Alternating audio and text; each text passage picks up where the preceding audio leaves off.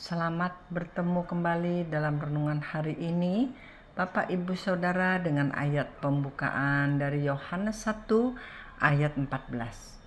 Firman itu telah menjadi manusia dan diam di antara kita, dan kita telah melihat kemuliaannya, yaitu kemuliaan yang diberikan kepadanya sebagai anak tunggal Bapa, penuh kasih karunia dan kebenaran. Saudara, dari ayat ini kita tahu bahwa Tuhan Yesus datang di bumi dengan status 100% manusia, dan dia juga Allah, jadi berstatus 100% Allah. Pribadi Tuhan Yesus adalah kasih karunia, dan dia juga pribadi firman Allah, yaitu kebenaran. Jadi Tuhan Yesus adalah kasih karunia, juga firman Allah, juga kebenaran. Yohanes 1 ayat 16 berkata, karena dari kepenuhannya kita semua telah menerima kasih karunia demi kasih karunia. 17, sebab hukum Taurat diberikan oleh Musa, tetapi kasih karunia dan kebenaran datang oleh Yesus Kristus. Saudara, apa arti kasih karunia demi kasih karunia? Yaitu anugerah dari Tuhan datangnya cukup untuk hari ini. Untuk siapa? Untuk Bapak, Ibu, dan Saudara. Merasa cukup akan kebutuhan hari ini. Berarti semua kebutuhan atau keperluan hari ini pasti akan dicukupi. Jadi jangan khawatirkan hari besok atau masa yang akan datang.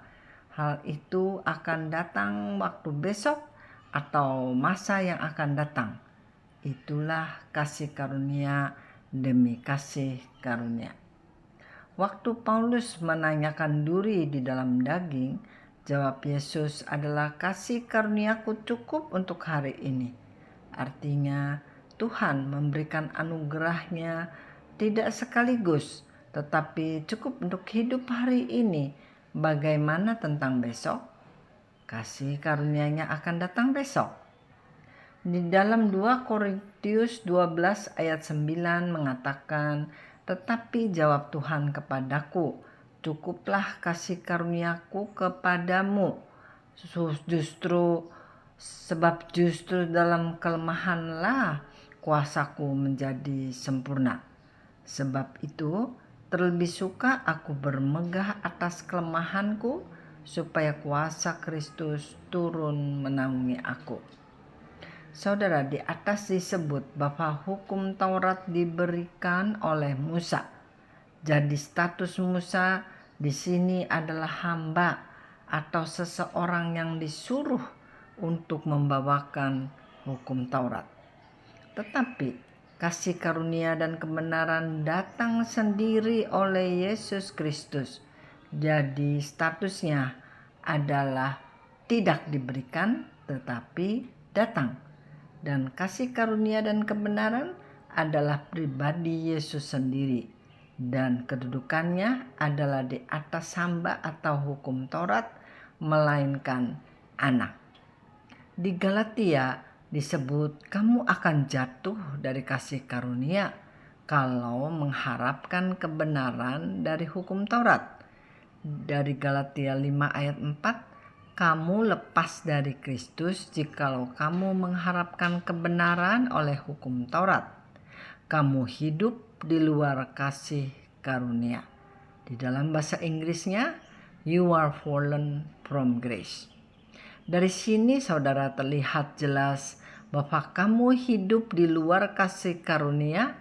Dalam King James-nya adalah you are fallen from grace. Kamu jatuh dari kasih karunia. Kemana? Ke hukum Taurat. Jadi kedudukan kasih karunia di atas hukum Taurat. Di dalam Efesus 2 ayat 8 dikatakan, sebab karena kasih karunia kamu diselamatkan oleh iman. Itu bukan hasil usahamu, tetapi pemberian Allah.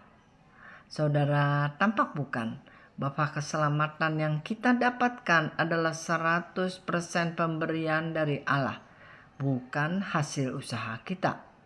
Usaha kita adalah hasil, bukannya persyaratan. Dalam Efesus 2 ayat 10 dikatakan, karena kita ini buatan Allah, diciptakan dalam Kristus Yesus untuk melakukan pekerjaan baik yang dipersiapkan Allah sebelumnya.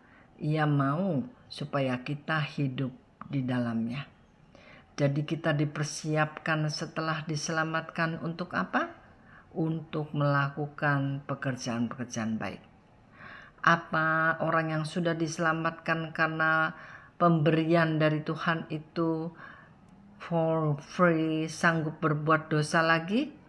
Jawabannya tidak. Hanya orang-orang yang tidak tahu berterima kasih sanggup melakukan itu. Karena sebagai umat yang sudah diselamatkan, hati kita dengan sendirinya menjadi tawar akan dosa yang dilakukan orang-orang dunia. Hidup kita benar-benar untuk kemuliaan Tuhan dan kita sudah menjadi ciptaan baru. Dalam Roma 6 ayat 1-2, jika demikian, apakah yang hendak kami katakan? Bolehkah kita bertekun di dalam dosa supaya semakin bertambah kasih karunia itu? Sekali-kali tidak. Bukankah kita telah mati bagi dosa? Bagaimana kita masih dapat hidup di dalamnya?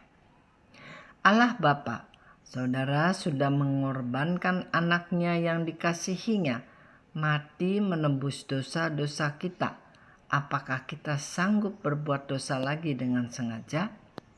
Dalam Roma 8 ayat 32a mengatakan, ia yang tidak menyayangkan anaknya sendiri, tetapi yang menyerahkannya bagi kita semua, dan sebagainya. Sekian renungan hari ini, sampai bertemu di lain kesempatan.